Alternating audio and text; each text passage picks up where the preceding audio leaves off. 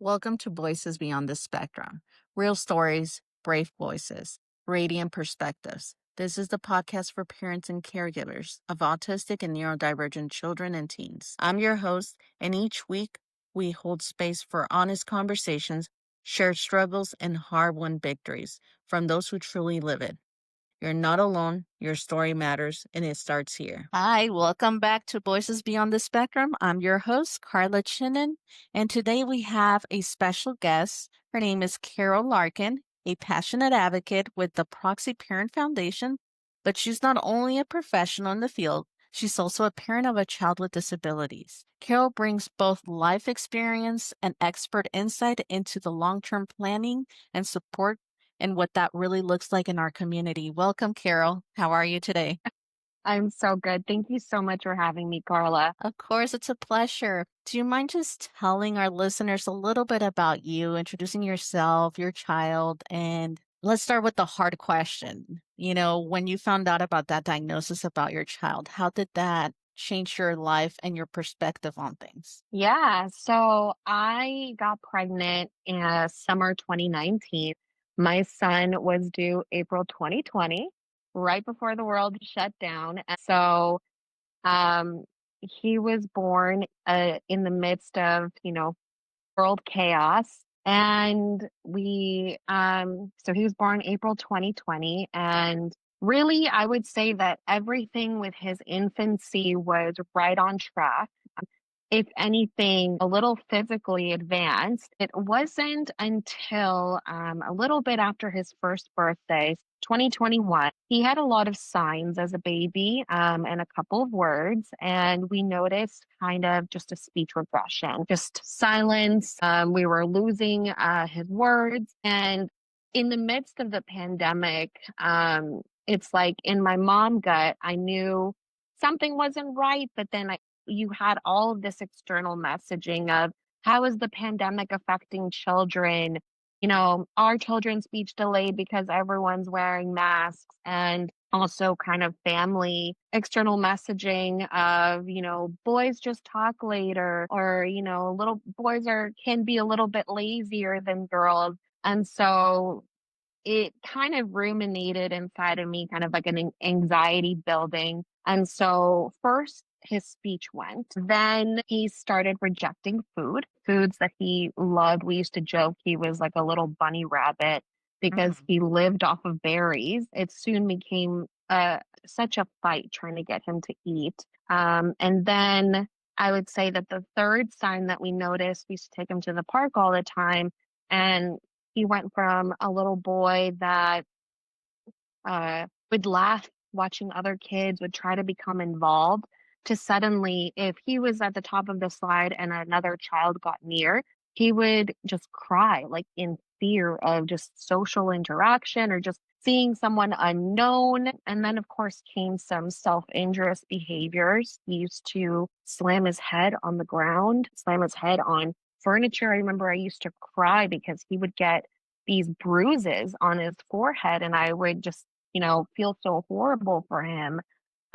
Scared that he was going to actually really injure himself. And so I would say that these signs popped up shortly after his first birthday, culminating at about 18 months. And that's when I knew in my heart of hearts that he was different, and he was going to be on the spectrum. And, I think that we were taking him to all of his checkups. We got him evaluated for speech at 18 months. We tried to be as proactive as we could. Of course, there are giant wait lines, bureaucratic walls that you hit.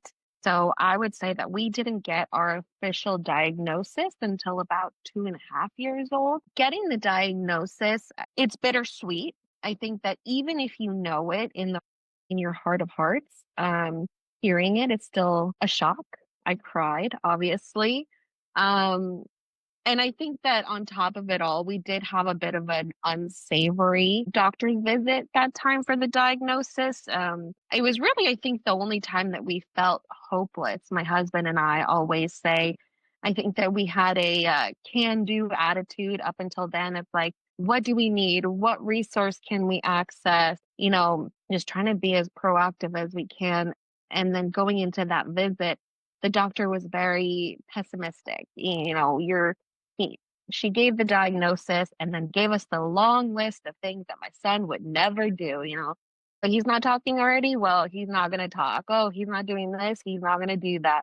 Basically, it was just very hopeless. And she even, I'm still, you know, I'm going to carry this to my grave because it's so upsetting. But I had told my son, say hi to the doctor or something like that. And she had made a comment, well, it's only because you trained him to do it. So you're just going to have to train him to do things for the rest of his life. And I'm like, Ooh.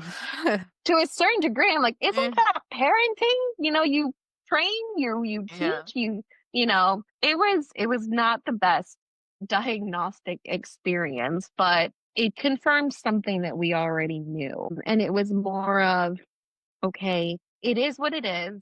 How do we move forward here? What resources do we need to access? What therapies do we need? And just it really began, sorry, I'm stuttering, began that journey of, just moving forward and what is it that we need to do? Thank you for sharing that. I know it's a very almost I would like to even say traumatic experience even for us as parents to like you said, like I personally knew my son was autistic, but when you get the diagnosis, it almost solidifies it and makes it real for us. And it Mm-hmm. also makes it validating. I don't know about you, but my husband was in denial about it and so were other family members. So I felt like a crazy lady, taking my son to get diagnosed. And when I got that diagnosis, it was a little bit of a big bittersweet moment, sweet in the sense that I was going to able to get my son the things that he needed. And I was also validated the fact that I wasn't going crazy, but it was also obviously bitter at the fact that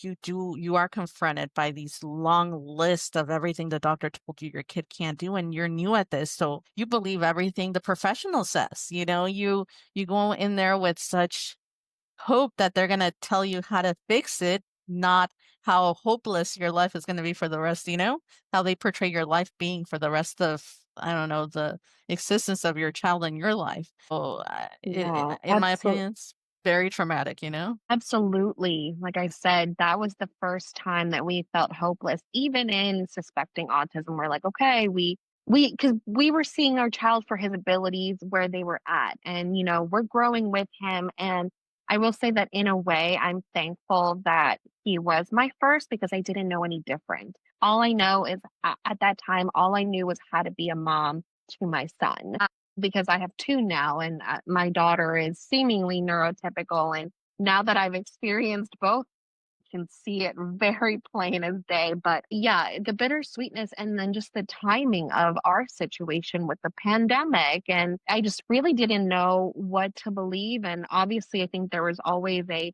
1% of me that was like, well, maybe it's just a speech delay because, we don't go out as often or we're not having play dates like we would have in a pre-pandemic world. There was always that bit of hope, but of course, that hope was 100% done once we got the diagnosis. Yeah, exactly. Yeah, I remember attending a conference, and that was actually the topic at hand. It was like sometime last year. And it was in regards to the after effects of the pandemic and a lot of the children and the misdiagnosis. But it's very different when you do actually add the additional things. It's not just speech delay, it's not just a couple of social regressions, but you mentioned aggressions. You mentioned a lot of other things, and he actually had those skills and regressed. So that's Mhm. very also common with the autistic community. And when you are getting those diagnoses, and it's such a great thing to see that you were so in tuned to what your child's progress and needs were, where it didn't affect or clouded that doubt, of you getting that diagnosis for your child. So Yeah. once you got the diagnosis, how hard or how easy was it for you to start diving yourself into all the therapies and all the services that were out there for the kids? Or did you have any kind of guidance in that? I will say, actually, I'm gonna have to give a shout out to my neighbor. Her name is Lily. Oh my gosh, I'm gonna start crying already. And this is so important. My community is so important. Where we just recently moved, she has an autistic son, but he was a teenager. And I am so grateful to have known her because she told me everything that I had to do. And like when you're entering this, and it's like you're coming out of the doctor's office and you've just been giving the long list of like, your kid's never going to do A, B, C, D, E, F, G. And then it's like, and then go contact these 37 agencies to get what you need. And you're just like, what? My life just changed. My child's life just changed. Like, can I have some hand holding? And I am so grateful to have met this neighbor who did kind of do that. She broke it down for me. And she was like, you need to contact regional center. You need to go to this school at this age to, get them in this situation and all of this stuff. And I am just so grateful to have it was honestly, it's like I think it was serendipity. She was right across from me, and we had just moved here in the midst of all of like this diagnosing and things like that. And just getting to know her, seeing her son, hearing her story and having her walk me through everything was just the biggest blessing. And I think that's the biggest thing that we need in this community is we need, stories to be told and to share all of the resources because you don't know what you don't know, but also even just going on the internet is so overwhelming. I mean, you'll get a million things, when you do a simple Google search. But yeah, in that sense, it was a little bit easy because someone gave me the blueprint. I think that where the struggle really came in was my work situation at the time.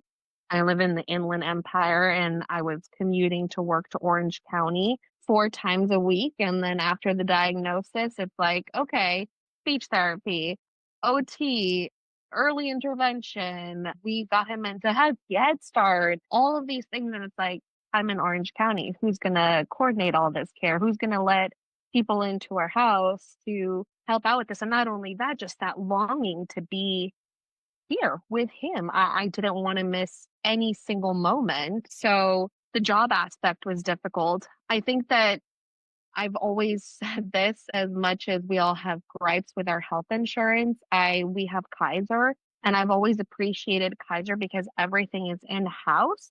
So I'm grateful that I didn't have to go searching for multiple facilities of, who accepts this insurance, who accepts that insurance, when instead they just told me where I needed to go. So the coordination of that, I think in a way was easier. It was more of how do I also be there? If that makes sense. Yeah, basically becoming can I duplicate and clone myself? So one takes care of my kid and then the other one actually continues on to the career, Oh my gosh, yeah. pathways. So I was a case manager essentially, but by different title to families experiencing homelessness, and now I needed to be a case manager for my son. exactly. And I think it's not really spoken about enough about how a diagnosis honestly doesn't just affect the child. It truly affects the whole family dynamics from, and even personal self. I know I had to quit my job too to be able to attend to all these therapies with my son,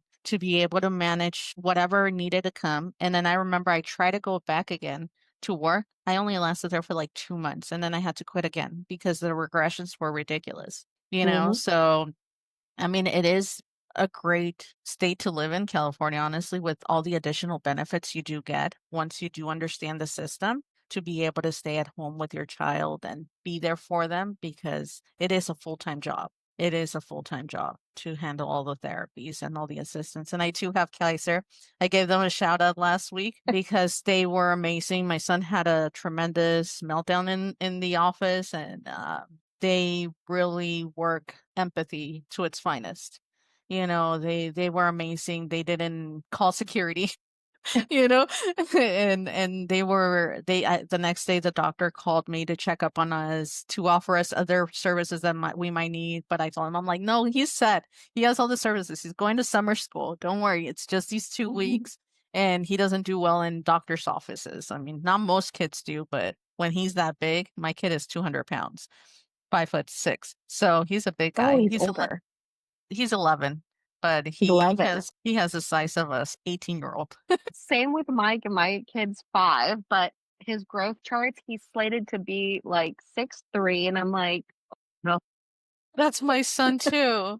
My son 6'3". They're projecting him, and I'm like, my husband's 5'6", and I'm like 5'1". We're gonna That's a look like this. surprise. So no. But with that being said, I completely understand, and it does help that there's certain medical companies and insurances that do make it a lot easier. I know that Kaiser usually outsources with Eastern Seals, and if Eastern Seals cannot cover the amount of capacity of clients, what they do is then they go and outsource other vendors, but they take Mhm. care of all the extraness, Yeah. and it's a wonderful thing. And then, like you mentioned, with Inland Regional Center, it's such a great way of parents getting a lot of assistance and guidance in the beginning years with early intervention through Inland Regional Center. So, yeah, I completely agree. So, with that being said, did you give yourself after the diagnosis enough time to kind of mourn the situation, or you haven't even reached that yet? You're still on that, like, you know, nonstop. Yeah. I think that that first year was full of grief, and it's funny, at the time, I didn't even know that that was the word for it. I was, oh my God, I get so emotional talking about this, but, like, just kind of thinking, especially right after the doctor's appointment, like, "Oh, is he ever gonna say mama? Is he ever gonna say I love you? Is he ever gonna play T-ball? Is he ever, and then social media obviously does not help seeing other kiddos, friends, kids doing things. And it's like, I'm grieving something that I've never even had. I just know that like I was maybe supposed to have it. And it's a really hard feeling, I think, to grieve something that's happening. It's gone, but you never had it, if that makes sense. Not like I think grieving losing somebody. It's the grief of possibility, which I think is overwhelming at first. But I'm also like a very type A personality, so I immediately dove into research mode. I was reading books, listening to podcasts, watching movies, documentaries. Like I was overloading myself, which honestly I think did lead a little bit to then like I need to take a step back before I start spiraling myself because I think what I needed at that time, and I've had I think a mindset shift since then, but like what I needed at that time was to see an adult with my son's level of functioning just to know what it was going to be like. I just wanted to know what does adulthood look like? What is just I just needed to know. And obviously no one can give you that answer. And so I was just searching, searching, searching, in therapy rooms or, when you're in the waiting room, talking to other moms and, well, how was your kid at this age? How was, and I think just coming to the realization that it's the spectrum and no two individuals are the same. So I can run myself ragged trying to envision what the future was going to be, or I can be present here and start just celebrating everything that we're doing in the here and now, and the future will come. The future is going to come. You can't stop it, but worrying about it now, is that a productive use of your time? So I think that's where my head went immediately after before I finally was like, I need to back off. Like, I'm not going to find a kid that's the same as my son. And I'm going to drive myself crazy trying to do it instead of being with my son. Yeah, I completely agree. I actually, like I told you about the book, I touch on that on what is called a hyper focus. When you Hmm. hyper focus on that one kiddo. May I ask what level was he diagnosed at? So he was diagnosed at level 2. I feel like they give you two numbers, right? I feel like like maybe one was communication, one was behavioral, because I feel like we got 2 and 3, but if I had to pick one, I'd say level 2. True. Okay. So with that being said, why I asked is the following. So I know, like you said, no two kids are alike. So I think, for example, my kid, he's partially verbal, Hmm. which would, in that sense, put him more on a level two. But then with the amounts of aggressions he has and sometimes the cognitive delay can kind of shift him definitely to profound and severe. Mm, So, with that being said, even though they're not alike, kind of finding families where their kiddos are around the same level, it kind of provides a more clear level of empathy for each other. Because I have met some parents that their kiddos are level one. My daughter, she's level one as well. So I have all sorts of spectrums in my house. And with that being said, with her level one, honestly, sometimes I feel she's easier than most kids because she's like talking to a 60-year-old woman in rationale in a lot of topics, and she's pretty rational over everything she talks to you about. So when I have other parents that have their kiddos on level one, we can relate. And I find that they all have struggles. My daughter, she struggles with a little bit of social anxiety. She's very fidgety. A lot of her sensories Mhm. with movement of the body and getting her to focus, but she is also gifted. So in academics, she really doesn't struggle. She struggles just in the social aspects. So Mhm. when I talk to other parents that have kiddos on the level one, it's a little bit easier to relate, even level two. But if I didn't have Adrian, it would be very hard for me to relate to those more profound. But because I do have that perspective with Adrian of the self aggressions and Mhm. the other thing, sometimes when certain people I hear that have level one kiddos talk about their kids and how they can travel and still and do things with their kids, but yet with level threes, it's very hard to do that, especially as they get older and they're harder to maneuver if they do have a meltdown in public. So where do you find yourself? Is it easy for you to travel with your kiddo? Does it take a lot of planning? Or how do the meltdowns look in public if he does have meltdowns? So we don't have meltdowns, or in the way that I guess I would compare them to other people. We are able to travel. I do think that if we were to go get reassessed, I do think that our his level would go down to one. Um, so meltdowns, I would say they're not very meltdowns, like in the sense of it impedes a moment, but my son is very emotional. So like if something affects him in the beginning of the day, he just will be whiny throughout the entire day. And it's not unmanageable in the sense of, oh, we've had to leave an entire shopping cart at the store, for example, and like walk out, which I know happens to both neurotypical parents and neurodivergent parents. It's just more of I think that he's very sensitive and he's very sensitive to emotion. I know just recently I was watching a movie on TV and I think it was like New Year's or something and so everybody cheered in the movie and that sent my son into a little bit of a crying spell. And yeah, so we're lucky in that sense. We don't really have meltdowns. We are able to travel. He is a yeah, we're able to just yeah, I'm sorry. No, no, no, no, no, of course. And then have you seen from now you said you have a daughter. How old is your daughter, if I may ask? She just turned 2. So how is that dynamics between her brother and her? And is she starting to become aware that her brother does certain things a little bit different than her peers? Or is she not there yet? I don't think that she's there yet. I think that it's so funny, as planned as she was, I feel like then when she was born, I was like, "Did I really think this through?" Because that first year was so hard. My son his sensitivity is noise sensitivity. And then I think it's like almost like a intensely empathetic thing that he has.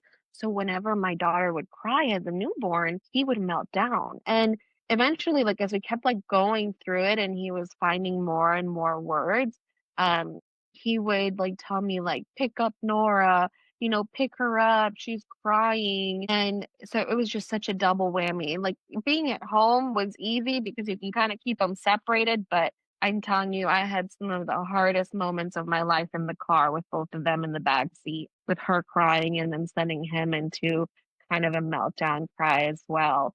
She hasn't really noticed the difference. I think that her social skills are kind of coming in right now. So she's finally saying his name, she's following him around, or she's also getting into her my stage, so she'll go and like take something from him. And he's kind of just like, "You're a duckling that follows me around. I'm gonna go upstairs." They do have some tender moments that, always melt our hearts, but for the most part, I think he kind of keeps clear of her, but she's starting to become interested. And I hope that, they can develop a relationship and be friends and things like that. That's my dream, as I'm sure it's any parents to foster a great sibling relationship. That's something that I'll have to navigate later on. When do I explain to my daughter about her brother's differences? And, I've heard I'll be honest, I don't know much about the term glass child, but, also what is her role in all this, but also you're not his caregiver, don't feel pressured. It's a lot to navigate. And then also, kinda going back a little bit, I'm sure all parents also feel this, but I kind of had that panic when she was born, and I thought to myself, "Oh my gosh, what if she's on the spectrum and now I have to wait 2.5 years to figure out." I was like, "Oh my god, I'm gonna drive myself insane." And I think that that's, sleep deprivation, flush of hormones, but I would watch her as a newborn and I'd be like, "She's finger posturing." And my husband's like, "She's like 3 days old." I'm like, "Okay, you're right." I'm like, "She's putting them in front of her eyes." And he's like, "She's literally a newborn." A lot of feelings that come to adding a child to your family after one child has already been diagnosed. Yeah, definitely. I know with my daughter, I took her like around 24 months because I saw a lot of sensory. Like she didn't like showers that much, water in her face, but Mhm. she was developing. I mean, I think she just had a slight lag in walking and the speech. Around 2, she wasn't saying that many words, but at 3, during that summer, she sprouted. Like she was saying Wow. sentences. So, but I did notice a lot of sensory with her that would be like, she ate a lot of foods and she loved sweets. But when it came to, it wasn't until 6 or 7 that they finally said, yeah, she is autistic. Cause they turned me back and said, you 6 and crazy lady. 7. Yeah, girls, it's very, I've because there's, heard so, obviously double standard, and that's I've heard the exact same thing for girls, and I think that I'm always have a little bit of a cautious eye on my daughter because she is, developing seemingly neurotypical, but then she'll just do random little things. Like right now, she really likes walking on tiptoes, and I'm like, "Is this just a game that you've discovered, or is this something that I have?" And then of course you Google everything. Is tiptoe walking a sign of autism? And then it's always like, yeah, but it also could be completely normal. But then, of course, with girls, like you said, the diagnostic seems to be different. And, boys can get diagnosed at 2.5, but your daughter got diagnosed at 6, 7 years old. And that's yeah. possible, like resources that she could have used in that time. And just so you know, through Inland Regional Center or any regional center, if the sibling has a case with regional center, out of precautionary measure, regional center will offer services for your other child as well if you start seeing little signs, even if there's no diagnosis. I tried that. I tried to do that, and so, I won't I won't say which regional center. I did say where I lived earlier, though. I tried to do that because I was worried about my daughter in infancy. Well, I wasn't as worried, but her doctor was worried, and so I tried to get early intervention for her, and I was like, her siblings on the spectrum, I read this clause, and they denied me service. Really? Yeah, Yeah. because with my daughter, they provided me early intervention and the same ABA company would come for her to give her. So I would be doing like 2 ABA trainings at the same time, and I would go flip flap back and forth in different areas of the household, or sometimes they would just do parallel trainings together. So I wouldn't be running like crazy around the house. But they did that for her. And then they also gave her speech therapy through the school district because they saw that Wow. speech delay. So you might try it again. If you do have concerns, just have the pediatrician notate your concerns with Kaiser and then at that Mhm. point, they'll refer you directly through Inland themselves.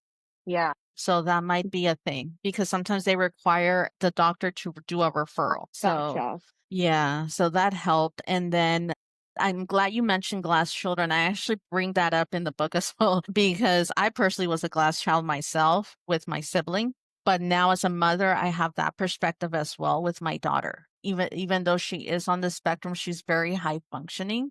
But I Mhm. did catch myself doing a lot of things and hyper focusing on Adrian and not Sophia, and not giving them that attention, equal attention that can create a lot of future issues for that sibling. And yeah, so I touch base on that in the book that I wrote, but I think that's something that is becoming more common for parents to be more aware of, which I love because I feel like prior generations didn't, I think they didn't have the amount of resources we have now. So they were really like r- running pretty thin, probably on time and on patience. and on honestly sanity at that point. Yeah. So so on top of that, it's good now that we have these resources. Hopefully we're able to keep these resources. And with that being said, be able to also not just focus on that one child with the diagnosis, but also the other children. But yeah, with my daughter, like I said, it did take a little bit longer for her to get the diagnosis. And honestly, the reason why I went ahead and got the diagnosis was because I wanted her to qualify for a 504 at least, because her academics were not, she was in her class. So it was very hard to get a conversation to open up with the IEP and with the school district in regards to Mm, accommodations and modifications. But with that diagnosis, it really helped, give her preference of seating, allow her to have a sensory fidgeter in class to help her mhm. focus. Headphones if it got too loud in the classroom for her. But it worked out. It took a few extra years than my son, but it worked out. But with that Yeah. being said, how has this diagnosis, how this new parent role as a parent with an autistic child, how has that changed you professionally? Yeah, so, like I said, around the time that that my son was getting diagnosed, I was commuting from Inland Empire to Orange County. I had to be in the office 4 times a week, and, I was working in housing. So I was on site at an apartment community, providing kind of case management supportive services to the families that were working with the organization that I was with, but also to the community at large. So I actually met a handful of residents that had housing vouchers connected through the regional center as well. And so as I was kind of starting to navigate everything and I kind of met these people, um, and I had decided that I needed to find a job where I could work from home. I decided to branch out a little bit. So I was still looking at things within housing, but then I was also looking at things within the disability field. And Proxy Parent just kind of it fell in my lap. And again, it kind of almost seems serendipitous. I the previous job was just because of my own personal circumstances. Loved the company, loved the work. It was amazing. I've always worked in the nonprofit sector. I really believe in public service and giving back. And so when I found Proxy Parent, I'll be 100% honest, I didn't really know anything about what they were doing, special needs trust, but I knew it was the disability community and it was a work from home job. And I think that going into it, because I knew that I needed something with flexibility as well as working from home, I think I was kind of really honest about my situation. I'm like, hey, I have a son that was just diagnosed. These are my skills, but this is kind of the flexibility that I need. And I hope that you can give it to me. And it all just really worked out. And I'll say this, the meeting of my personal life with this new job in the disability realm, I think it's not only is it serendipitous, but I mean, I remember starting out and doing phone calls with families. And here I am at the beginning of my journey. And I'm trying to schedule early interventions, each OT, ABA, all of this stuff.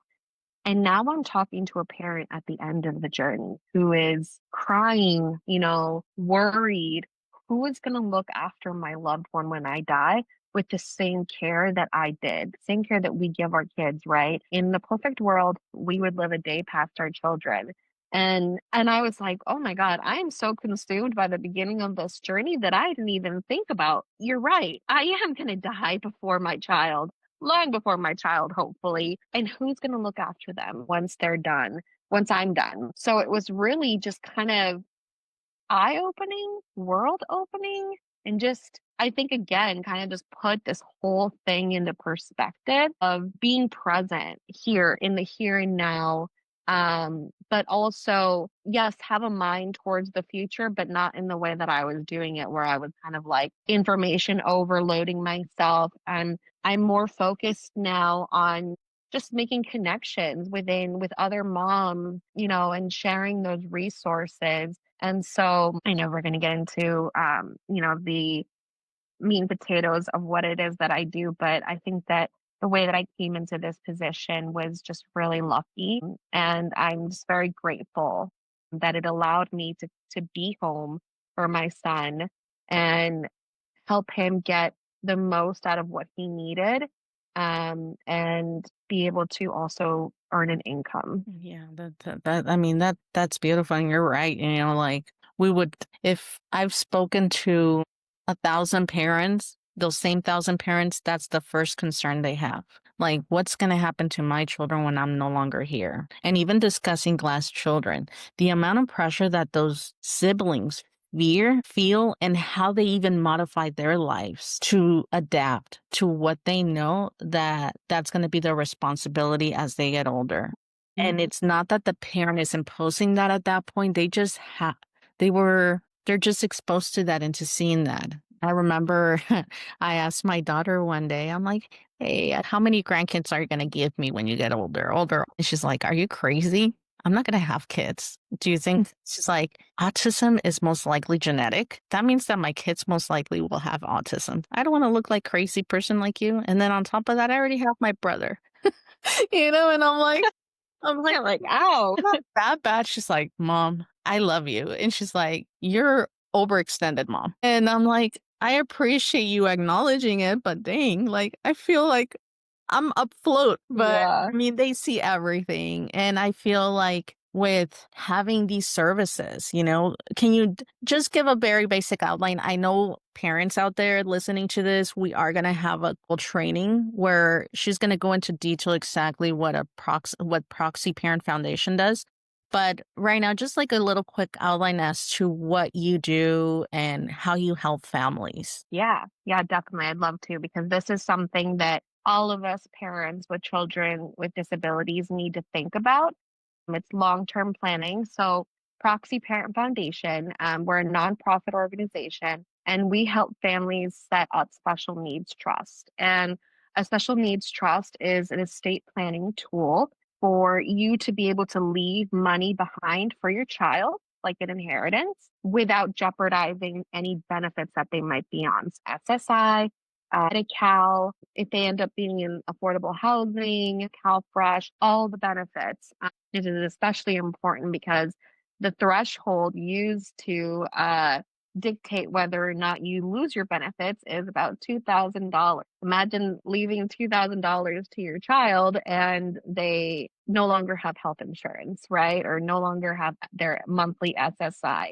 So it's really a great tool that not a lot of families know about. And us as a nonprofit organization, we do help you set it up at a nominally lower cost than if you were to go a private route with an attorney.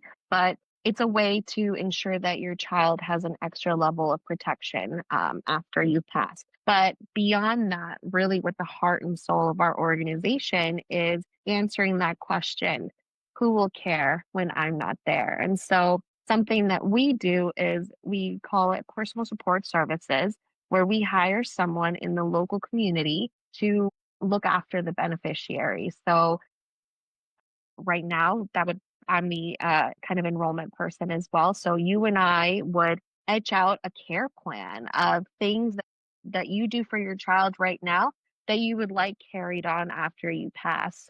Driving them to medical appointments, helping them refill medication, helping them with doing like yearly research for benefits or housing or anything like that. But also recreation. Like if you were to say, for example, my child and I go to one baseball game every year, and I know that that's a tradition that we would like to keep up even after I'm gone, especially with our kiddos. They love routine. We'll take them to the baseball game every year as well. So setting up, it's really a lifelong relationship, and it's like a proxy parent. We're going to step into your shoes after you pass to give your child that stability until the end of their life. So that's what I do. And in my position, I'm the assistant managing director. I do a little bit of outreach. So I'm at community events. That's where Carla and I met. I do presentations, but then I also work on enrollment. So I'm kind of the first touch point. When you come into the organization, I help you enroll and I help set up the care plan. And then periodically we would check in to update that because you can set up a trust whenever. I mean, I could set one up. I'm in my 50s, and yes, it might not be funded for 40 plus years, but I can set it up now so that God forbid something happened to me, at least that's in place. But then also the great thing is that as we kind of historically keep updating the historical background, that might leave us as an organization a long record of your child's life. And then in times of crisis, you can update us in the sense of this is what happened, this is how we resolved it, just so that we know kind of historically what happened with them. But in a nutshell, that's what it is that I do. And that's why it was so kind of kismet when I started this role. I'm working with parents who are on the other side of this, and it was great to just absorb their wisdom and also just connect, just truly talking to someone who understands it. You're telling me your kid was up all night and you're exhausted, but you still showed up to this appointment. That's great. Like, and I understand. Let's go get a 3-shot espresso, perk you right up. Yeah. So kind of in a nutshell, that's what I do. That's amazing, and I really look forward to that training myself, as a parent, and as it being one of our biggest concerns as my husband and I with our son specifically. But thank you very much for sharing that. And now going towards, the end of our podcast today, I always like to ask our moms, our dads, our caregivers that come on this show, even our siblings, what is one thing you wish you could have told yourself when you first got that diagnosis, if you could go back? This is slightly counterintuitive, but I would tell myself to not take the doctor's words to 100% heart. I think that I understand the perspective of trying to mitigate our expectations, but I also think it's incredibly wild to look at a 2-year-old and say what they definitively will and will not accomplish for the rest of their life. So I think that for me, that hopelessness that I felt at the beginning, I would go back and tell myself, like, it's okay. They're experts in their field and they do a lot of good, but this isn't definitive. And so the things that you think that you were never going to have, like your son saying, Mom, your son saying, I love you, your son just smashing expectation after expectation, just know that it's going to come and no one can tell you what they can and cannot do. And yes, the abilities are different across the board, but I think that just knowing that thing, goals will be met, great things will happen, and just enjoy every moment and just really soak in every single win. Truly. I mean, the first time that my son told me, I feel sad, I'm like, I'm so sorry you're sad, but you just told me how you felt. Like, that's amazing. And he's like, I'm like, I know my reaction to your sadness is probably not appropriate, but like I'm celebrating the fact that you were able to say, I feel sad. So yeah, and I think that that's where I've had to, like I said, kind of said it before too, that mindset shift of the future is going to come, and I know we'll be here for it, but I need to be here. I need to celebrate every win, and I really need to just get my head in the game and help you out as best that I can. That's very true, and that's very well said. I think, I mean, it's bad enough when you do get the diagnosis, you get that, you know, I guess, bomb of reality thrown at you, or, all emotions are full in full capacity in survival mode. Mhm. And then on top of that, they outline everything your kid can't do, and it just takes away the little hope you have left in you. Even if it's for a year or two, once you start seeing the progress with your children or your child, you start forgetting a little bit what was said. But it's still, like you said, you take it to your death almost because it was so ingrained. It was like a core memory that was set for you.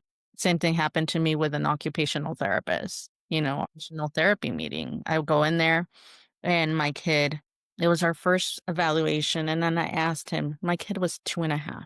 I asked him, Mhm. when can I start potty training him? He looked at me and he said, he'll never go to the bathroom. He'll always be in diapers. Honestly, I've seen 20-year-olds still wearing diapers. So set your expectations low. Left that place, grabbed my kid, cried in the car. But then I was like, forget this. I'm leaving that therapist. I need someone that believes in my kid, believes in progress, and believes in his capabilities. I don't need my kid to be fighting professionals improving himself. He doesn't need to prove to no one except himself what he can do. And from that point on, it was just like, we're done with this people. We're these, professionals that just have no sense of empathy. I'm so sorry that happened to you. I mean, exactly.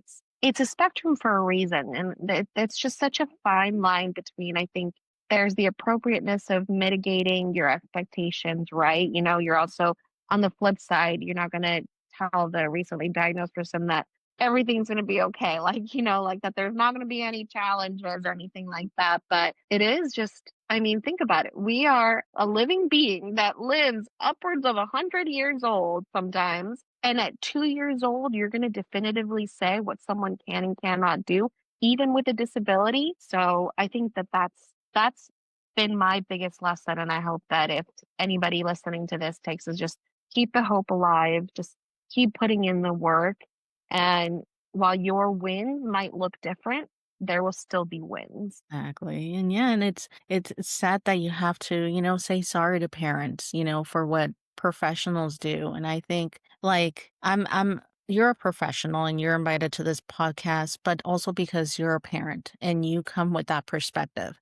And that's my biggest thing with this podcast, giving the voice to the parents, because very little times we're given the microphone to speak, the platform to speak. It's always the Mhm. professionals telling us already what our kid cannot do, comparing it to them to the typicals. And then I don't know about you, but every time you have a reevaluation, you just have to prep yourself mentally to understand that those are just numbers and that it will be okay. And that the progress for every kid is different. And life looks very different for every single kid. And you have to be okay with that. And you have to just, like you said, take every little win, and one step, one day at a time. And I think if I'm blessed in any way, obviously, is that I think that's what my son has taught me. He's taught me to appreciate the things that I never thought I would appreciate, and to have the patience that I never thought I was capable of having, and the grit. Oh, I prior to having my son, I never described myself as a patient person. And now I have been forced to learn patience. They say that your kids are, going to teach you the skills that you still need. And boy, did I get that lesson. Yep. Exactly. I mean, he definitely taught me how to humble myself tremendously. So, with that being said, thank you again, Carol, for joining us today. Thank you for your time. And we definitely look forward to the trainings coming up. For everyone listening, we will have that training. I will go ahead and market it on our website as well as our social media. So stay tuned and come back again for next week for another episode of Voices Beyond the Spectrum. Again, thank you, Carol. Thank Appreciate it. you so much. Have a wonderful day, everyone. Thank you for joining us on Voices Beyond the Spectrum. A heartfelt thank you to Carol Larkin, who shared her story as a mom navigating the autism journey and her work as a director of client relations with Proxy Parent Foundation. Music is by Brad Kalouv. Piano is by Sophia Chinen and Brad Kalouv. You can listen to this podcast on Apple Podcasts, Podbean, Spotify, and YouTube. Until next time, thank you for listening and for being part of our community. Have a wonderful day.